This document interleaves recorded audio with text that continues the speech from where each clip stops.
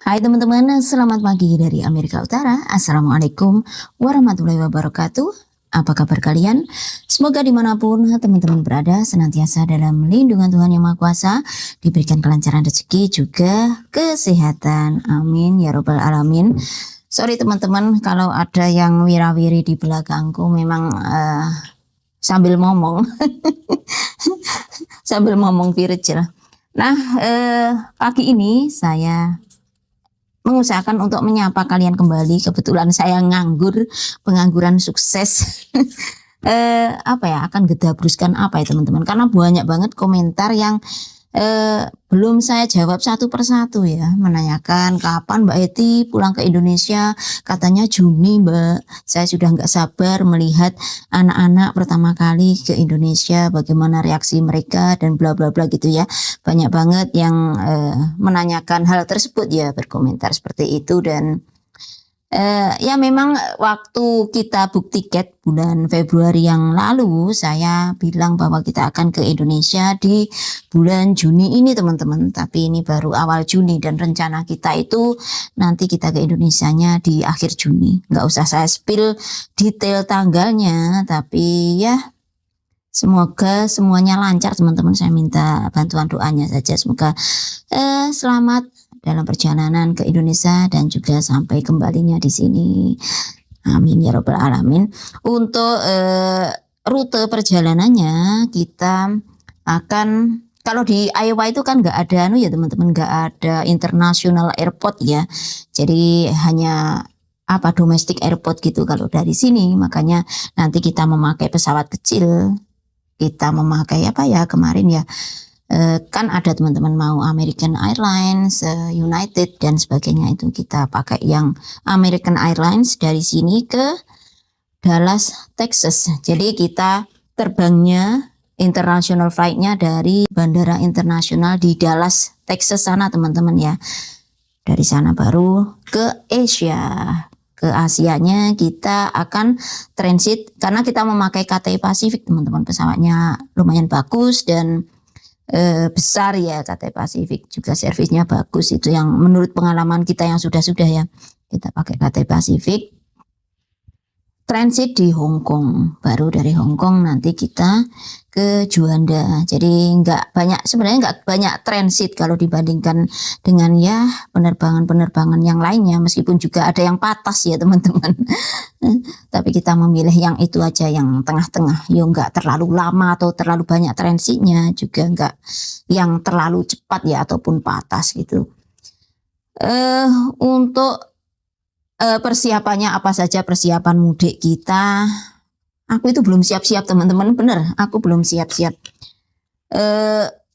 Karena apa ya, kita itu nggak bawa luggage, nggak bawa bagasi ya. Meskipun ya untuk Pak White yang di business class, first class, business class itu bagasinya sebenarnya ada 2 bag. Tapi Pak White paling ya cuman 1 bag carry on aja teman-teman yang dibawa masuk ke pesawat itu loh. Dan saya dan anak-anak juga paling cuman bawa carry on saja, dan aku nggak bawa banyak-banyak dari sini teman-teman. Paling kalau pakaian cuman 1 setel gitu aja ya, anak-anak juga tak bilang 2 setel, 1 setel udah cukup nanti kalau kita butuh pakaian. Kalau size kita ini kan bisa mudah ditemukan di Indonesia lah ya, kecuali kalau size-nya Pak White itu kan nggak ada di Indonesia. Makanya paling nanti suitcase-nya ataupun kopernya tak isi bajunya Pak White itu ya, seperti itu. Kalau anak-anak paling cuman backpack gitu aja teman-teman. Kalau mau bawa barang dari sini lah, sini itu barangnya kebanyakan impor loh teman-teman.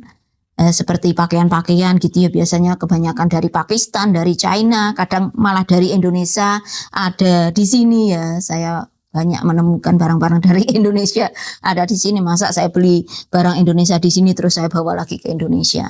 Makanya untuk persiapan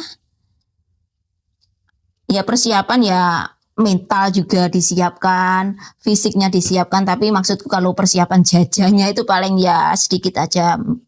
Paling nanti tak bawain apa teman-teman. Mau minta dibawain apa? Bingung Rek. Bingung plus nervous ya, mendekati hari H gitu ya teman-teman.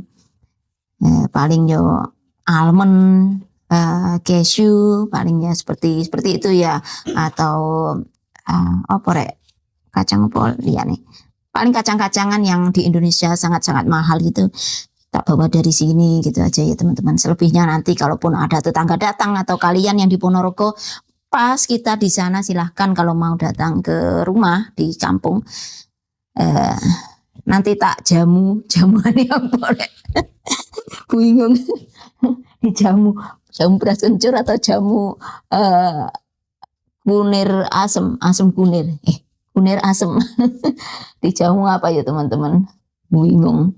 Tapi apa ya teman-teman, yang penting kita menyiapkan aja dolar saja, bawa dolar saja ya teman-teman. Udah bingung mau bawa apa, jajanan juga Indonesia juga saya yakin sudah banyak.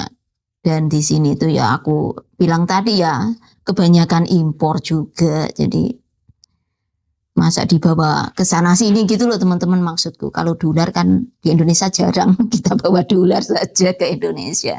Jadi seperti itu teman-teman. Untuk kalian yang menanyakan, enggak hanya satu dua loh menanyakan, Mbak katanya Juni pulang, kapan mudik? Virgil kapan mudik? Sebrin kapan mudik? Yaitu kita mudik di akhir bulan Juni ya sampai pertengahan Juli teman-teman. Ada juga yang menanyakan, Mbak nanti kebunnya gimana kalau ditinggal mudik? Nah ya gimana rek, wong nggak bisa dibawa kebunnya.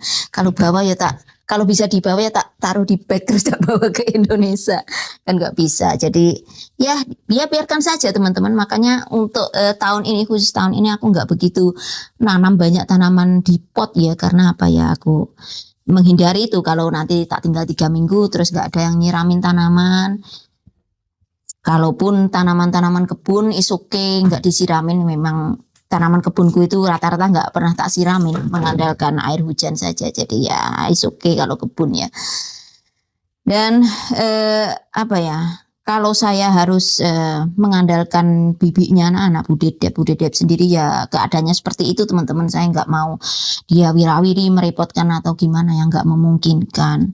Mau sambat tetanggaku yang nini udah tua itu, aku juga nggak enak teman-teman ya. Kita itu nggak begitu deket gitu, mosok tiba-tiba suruh ke sini terus menjaga kebunku. Nah kamu siapa? Gitu nanti ya. Jadi seperti itu teman-teman ya untuk seputar mudik dan persiapannya. Terus terang sampai sejauh ini aku nggak atau belum mempersiapkan apa-apa teman-teman ya. Yang penting kita ya punya sangu aja, nanti kalaupun seperti pakaian dan sebagainya untuk saya dan anak-anak kita beli saja di Indonesia. Paling ya bawa beberapa setel pakaiannya Pak Wahid saja itu. Nah, semoga bisa menjawab pertanyaan teman-teman semua yang menanyakan tentang seputar mudik dan sebagainya ya.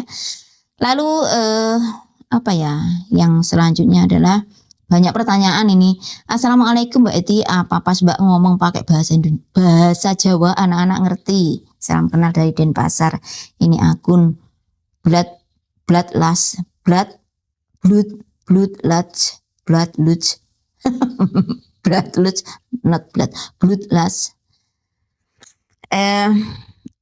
Kalau anak-anak itu nggak begitu mengerti sebenarnya teman-teman. Memang salah saya, nggak saya biasakan dari mereka bayi ya. Harusnya memang saya biasakan pakai bahasa Indonesia atau bahasa Jawa itu. Dan ya nggak begitu mengerti. Tapi apa ya, saya harus memberikan isyarat ya, berupa isyarat tangan gitu ya. Letakkan paling ya saya gitu kan. Letakkan atau put gitu ya Kak. Mengerti kadang teman-teman. Mengerti. Kalaupun nggak mengerti biasanya mereka tanya buat apa gitu. Tapi untuk bahasa Jawa meskipun sedikit mengerti ya lebih baik daripada saya menggunakan bahasa Indonesia. Kalau bahasa Indonesia malah nggak begitu ini ya teman-teman dibandingkan kalau saya menggunakan bahasa Jawa. Jadi seperti itu ya. Dan ini ada malah emergency call rek. Konten apa ya? Kemarin aku temukan di konten apa ya? Nah ini saya akan menanggapi, oh ya Allah rek, sorry rek, keselak. Selanjutnya yang kita akan bahas di sini adalah ini komentar-komentar di video saya tentang apa ya, yang judulnya berkas-berkas dari kantornya Pak Wahid yang aku upload beberapa hari yang lalu, teman-teman. Ada komentar yang ya menurutku ya nggak berani menghakimi lah, tapi ya memang ada beberapa komentar yang apa ya, mengomentari bentuk fisik suami saya itu Pak Wahid. Ada yang mengomentari, Mbak, saranku coba Pak Wahid itu diet atau puasa apa gitu ya teman-teman, ini puasa intermittent ya, intermittent fasting supaya lebih sehat lagi gitu ya. Ya nggak apa-apa untuk komen-komen seperti itu asalkan disampaikan dengan apa bahasa yang baik gitu ya, saya terima teman-teman. Saya itu orangnya nggak mudah tersinggung, terus nggak mudah lepas kendali atau terus meletup-meletup, enggak saya. Meskipun kadang ada orang-orang yang tidak menguasai cara berkomunikasi yang baik dan benar, misalkan niatnya mau kasih saran tapi karena tidak disampaikan dengan bahasa yang benar atau bahasa yang lebih halus, pilihan kata-katanya, kosakatanya lebih halus, saat dibaca itu kayaknya gimana gitu ya. Tapi is okay teman-teman, aku itu orangnya bisa mengendalikan apa yang akan aku respon dengan tipe-tipe orang-orang seperti ya namanya menghadapi orang banyak ya teman-teman, dan kita sebagai konten kreator ya harus kalau saya sih legowo saja menerima masukan, menerima saran itu bagus kalau saya sih. Tapi ada juga yang membela saya, ada yang Mbak Eti komennya kok jahat-jahat, kok apa ya menyudutkan fisik Pak Wahid dan bla bla bla. Nggak usah diladenin Mbak Eti, nggak usah nggak usah ditanggepin gitu. Ya terima kasih bagi yang sudah concern, sudah peduli pada perasaan saya. Tapi kalau saya sendiri itu baik orang yang mensupport saya maupun orang yang kadang barangkali yang merendahkan atau mencaci maki saya itu nggak ya teman-teman ya. Kalau yang mensupport ya terima kasih, tapi kalau orang yang ngomongnya rek yang memberikan feedback jelek, maksudku itu ya saya berterima kasih semuanya, saya tampung semuanya memiliki kontribusi atas apa yang saya share ya, barangkali begitu ya teman-teman. Tapi kembali lagi tergantung bagaimana kita itu merespon atau bereaksi teman-teman. Kalau orang-orang yang mencoba menyakiti atau hadir dalam kehidupan kita dan mencoba seperti menjatuhkan, kalau saya memilih untuk tidak bereaksi teman-teman, maksudku tidak bereaksi secara emosional gitu ya. Jadi saya akan, meskipun saya baca, tapi saya akan mengambil jeda untuk ini tak tanggapin bagaimana ya, apakah aku harus emosi, apakah tak biarkan saja menanggapi dengan kepala dingin. Biasanya aku begitu ya teman-teman. Memang otak kita itu dirancang untuk kalau menerima ancaman ataupun kata-kata, misalnya kata-kata yang buruk ataupun tindakan perlakuan yang buruk, kita itu otak kita dirancang untuk marah ataupun melawan ataupun tidak terima sampai ada ledakan emosi, meletup-letup gitu. Biasanya seperti itu ya teman-teman, ya itu wajar, namanya manusia. Tapi kembali lagi, kalau saya sendiri ya, saya tidak ingin saya itu dikontrol oleh orang lain. Suasana hati saya, hari-hari saya maupun arah tujuan hidup saya itu dikontrol atau ditentukan oleh orang lain. Meskipun rangsangan itu diberikan oleh orang lain ya, rangsangan pengen marah ataupun rangsangan emosi itu, tapi kembali lagi ke kita sendiri yang memutuskan untuk bagaimana kita bereaksi. Dan biasanya orang yang tidak suka kepada kita atau cenderung mengomentari buruk, itu biasanya orang-orang yang memang mereka menginginkan reaksi dari kita ya teman-teman. Jadi makanannya itu adalah reaksi emosi kita, kemarahan kita, bahkan kalau bisa sampai pertengkaran. Tapi aku tidak akan membiarkan orang mengontrol atau menguasai diriku sendiri, bahkan sampai merangsang aku untuk emosi atau terbawa emosi. Dan itu artinya adalah kita memiliki kemampuan emosional ataupun mental yang lebih unggul ya teman-teman, menurutku ya, karena tidak mudah untuk mengontrol emosi, itu nggak mudah. Dan itu yang mencoba aku selalu praktekkan, terutama berdamai dengan hatiku sendiri ya. Saat kita sudah legowo berdamai dengan hati kita sendiri, itu susah orang lain yang nggak suka dengan kita itu untuk menghancurkan kita, maksud gitu ya teman-teman. Dengan diam ataupun tidak bereaksi bukan berarti kita membiarkan tindakan ataupun perlakuan orang lain buruk terhadap kita, tetapi tidak membiarkan diri kita ini turun ke level yang sama seperti mereka ya teman-teman. Karena orang-orang yang membenci kita ataupun tidak suka dengan kita itu mereka makannya adalah dari emosi kita. Jadi saya tidak mau memberikan kesempatan untuk memberikan makan mereka, membuat mereka gembira atau membuat mereka girang dengan reaksi emosi yang saya berikan ya. Jadi seperti itu. Justru kalau kita tenang, kita sabar, kita legowo menghadapi orang-orang seperti itu malah menjadi siksaan bagi mereka teman-teman. Karena orang-orang seperti itu